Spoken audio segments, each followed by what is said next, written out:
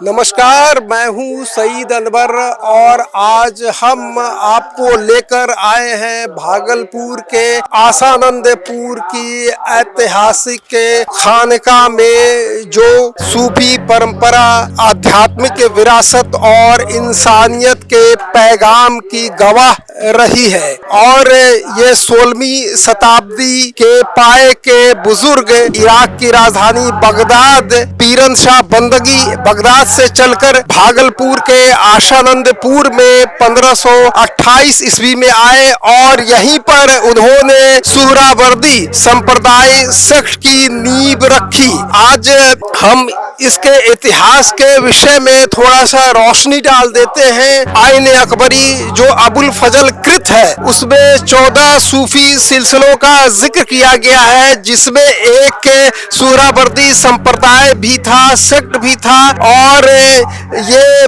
भारत ही नहीं बल्कि पूरे भारतीय उपमहाद्वीप में ये फैला हुआ था। और 13वीं शताब्दी में भारत में पूरे सूफीज्म का दौर चला था। उन्हीं सूफियों में एक पीरन शाह बंदगी थे और जिनको कहा जाता है, एक मान्यता है, एक सनद दी गई थी बाबर के द्वारा 1528 ईस्वी में 2.5 बीघा जमीन, ताकि वो खानका और मस्जिद का निर्माण कर सके। और पीरन शाह बंदगी यहाँ पर जैसे ही क़याम पजीर हुए तो उनका पहला काम खानका और मस्जिद की तामीर का था और उन्होंने यहाँ पर मस्जिद और खानका का निर्माण किया। और ये पीरन शाह बंदगी के विषय में मैं ये बता दूं कि ये आसानंदपुर का जो नाम पड़ा है, उनके जो है पीरी मुरीदी का जो सिलसिला भी यहाँ से चला। और इनके एक मुरीद आसानंद योगी उनके शागिर्द थे, शिष्य थे, और उन्हीं के नाम पर सन 1686 में आसानंदपुर का नाम पड़ा।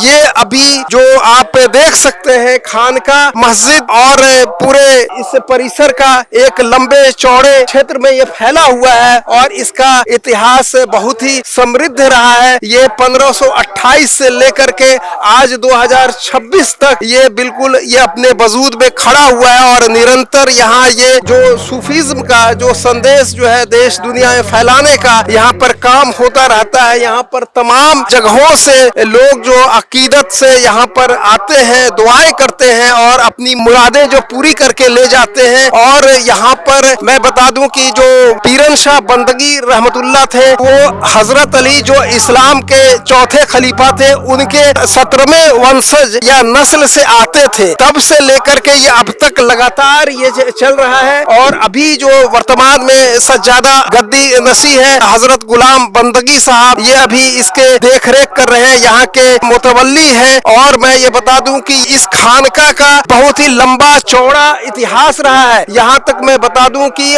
औरंगजेब रहमतुल्लाह जिसको कहते हैं बादशाह वक्त, औरंगजेब ने इस खानका को 15 रुपया प्रतिमाह मुकर्रर किया था। और उनके जो पुत्र मुअज्जम थे, उन्होंने जो दिल्ली से जो ताजिर और व्यापारी यहाँ जो भागलपुर आते थे, तो उनको सलाह देते थे कि इस खानका में रहो, तो इसकी भव्यता और जो है विस्तार का सहज अंदाजा लगाया जा सकता है। हमारे साथ आसानंदपुर पीरन शाह बंदगी के मुतवल्ली और सज्जादा नसी, गद्दी नसी गुलाम बंदगी साहब है।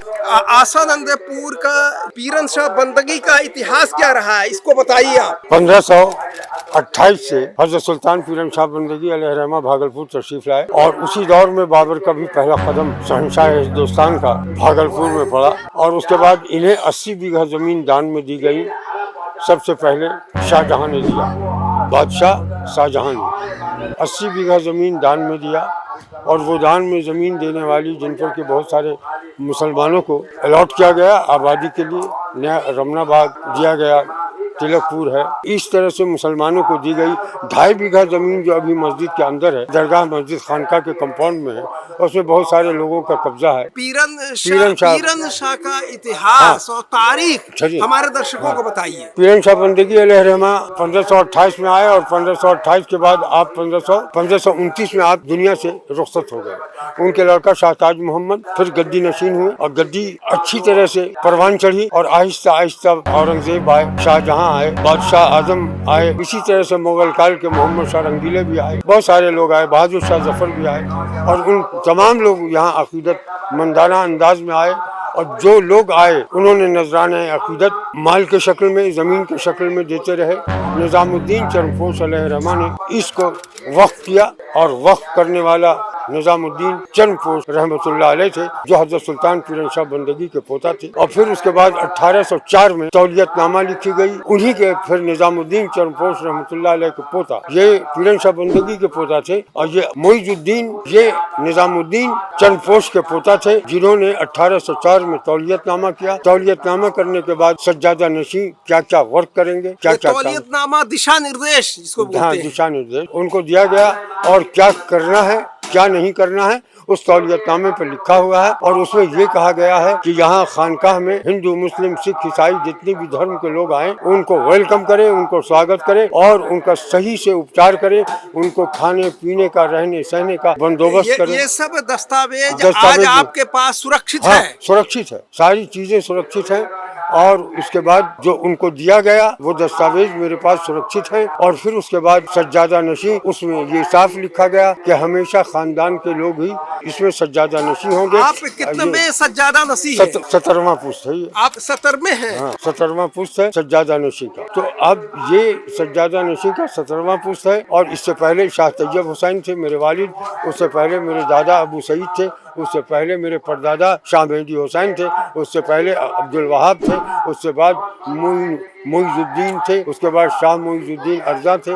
इसी तरह से सिलसिला चलता हुआ वर्तमान में क्या क्या आपको दुश्वारी और परेशानियां आ रही हैं? परेशानी ये है कि लोग यहाँ कब्रिस्तान को कब्जा कर लिए, बेच दिए। कब्रिस्तान बगल में है और वो कब्रिस्तान में टावर बैठ गया। सबसे बड़ी बात यह है आगे में जमीन लोग कब्जा किए हुए हैं। ये खाली करने का दिशा निर्देश भी हाई कोर्ट ने दिया। अब सरकार से आपकी मुतालबा क्या है, क्या अपेक्षाएं और उम्मीदें हैं? हम चाहते हैं कि सरकार इसको जल्द से जल्द खाली करवाए और खानका के सपुर्द करे, ताकि खानका फिर से उसी अंदाज में चले जैसे पहले चलती थी। खानका में पीरन शाह बंदगी का मजार के अलावा और कौन कौन लोग लेटे हुए हैं? शाहताज मोहम्मद अलैहिर्रहमा, उनकी एक लड़की है जो कुंवारी बीवी के नाम से जानी जाती है, उनकी अहलिया हैं शरीक हयात, और फिर उनके पोता हैं शाह तैयब हुसैन।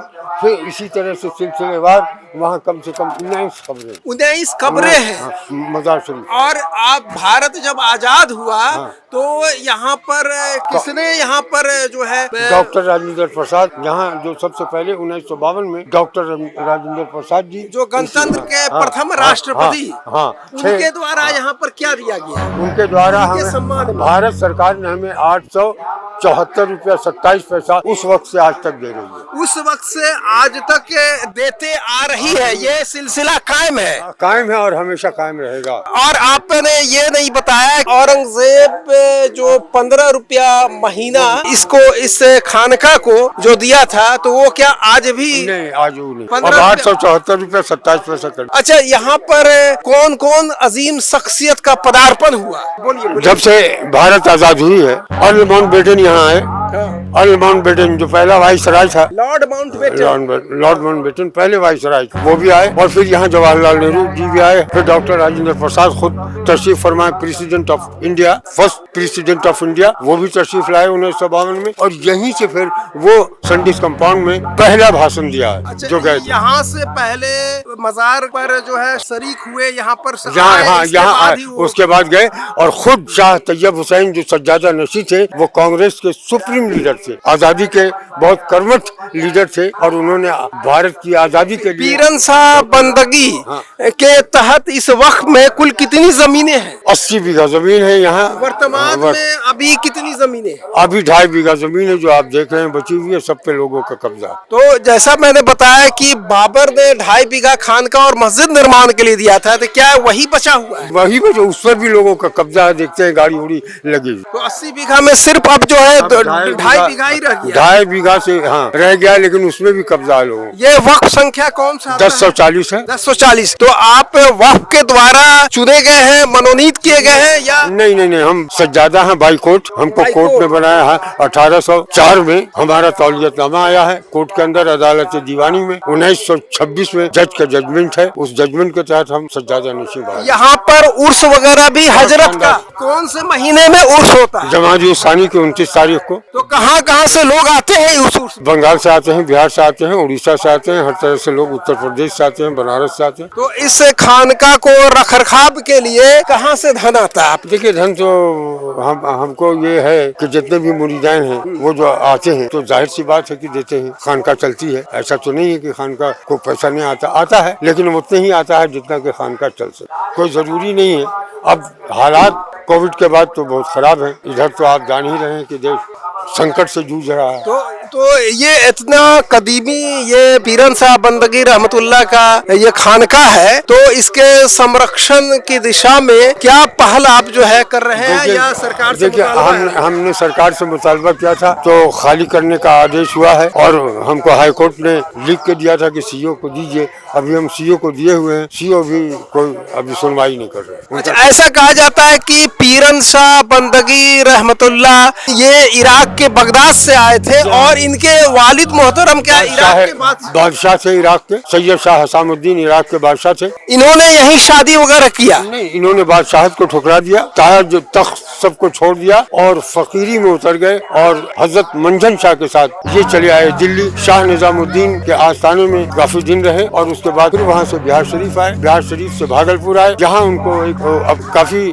शरीफ यानी एक ऐसे हिंदू पुरोहित और पंडित से भेंट हुआ जिसका नाम आसानंद जोगी था। आसानंद जोगी के विषय में इस मुतल्लिक कुछ प्रकाश डालिए कि वो कौन था आसानंद जोगी? आसानंद जोगी एक धार्मिक थे और हिंदू धर्म के मुताबिक वो अपनी जिंदगी गुजारते थे, मगर उस हिंदू धर्म के मुताबिक भी जिंदगी गुजारने के बावजूद वो हजरत सुल्तान पीरन शाह बंदगी के आशिक थे। ये जो मस्जिद आप देख रहे हैं, मस्जिद के अंदर आसानंद जोगी का नीचे में गुफा बना हुआ है जहाँ पे मिंबर है और वहीं हजरत सुल्तान पीरन शाह बंदगी और आसानंद जोगी बैठ के ईश्वर की प्रार्थना किया करते थे, अल्लाह की पूजा किया करते थे, अल्लाह की इबादत किया करते थे। फिर उसी जमीन पर 1528 में हजरत सुल्तान पीरन शाह बंदगी ने मस्जिद की तामीर की और फिर उसके बाद खानका बनाया और उसके बाद हजरत के विसाल के बाद उनके लड़का शाहताज मोहम्मद ने मकबरा जो बनाया है। शहर के बीचों बीच इतनी बड़ी जो है मिल्कियत है, प्रॉपर्टी है हजरत पीरन शाह बंदगी का,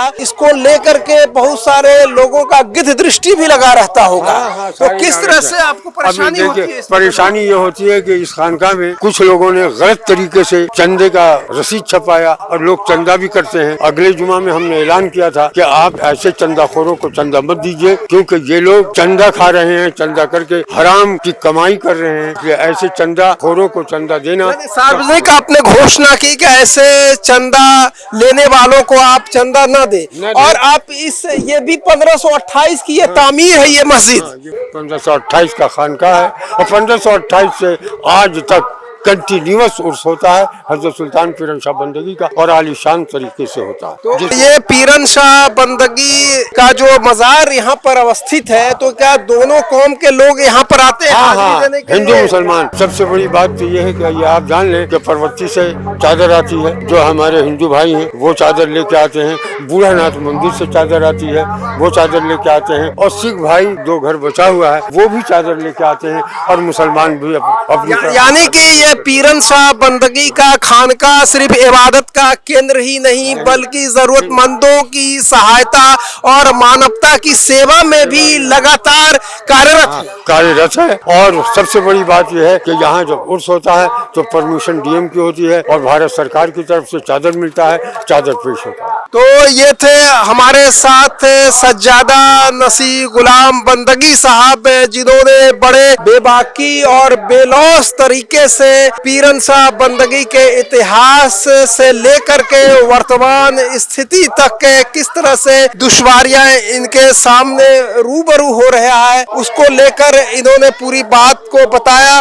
और ये आसानंदपुर इन्हीं हजरत पीरन शाह बंदगी के शागिर्द आसानंद योगी के नाम से जो 1646 से लेकर के अब तक कायम है और ये पीरन शाह बंदगी ये मोहब्बत का केंद्र है। यहाँ पर इतना मुसलमानों का अकीदा है, उससे ज्यादा हिंदुओं का भी एक आस्था और फेथ कायम है। और अगर इसे कहे कि ये साझी विरासत का ये प्रतीक है पीरन शाह बंदगी का खान का, तो कोई अतिशयोक्ति नहीं होगी। और यहाँ पर तमाम लोग जुमेरात और जुम्मे को हाजिरी देने आते हैं, फातिया पढ़ने के लिए आते हैं। ये एक ऐसा केंद्र है जहाँ से हिंदू मुस्लिम भाईचारगी का संदेश दूर दूर तक पहुँचता है। तो उम्मीद करते हैं कि पीरन शाह बंदगी का जो मजबूत विरासत रहा है वो आगे भी ये विरासत कायम रहे और लोग जिस आस्था और जिस अकीदा के साथ यहाँ पहुँचते हैं वो लगातार निरंतरता बना रहे। धन्यवाद।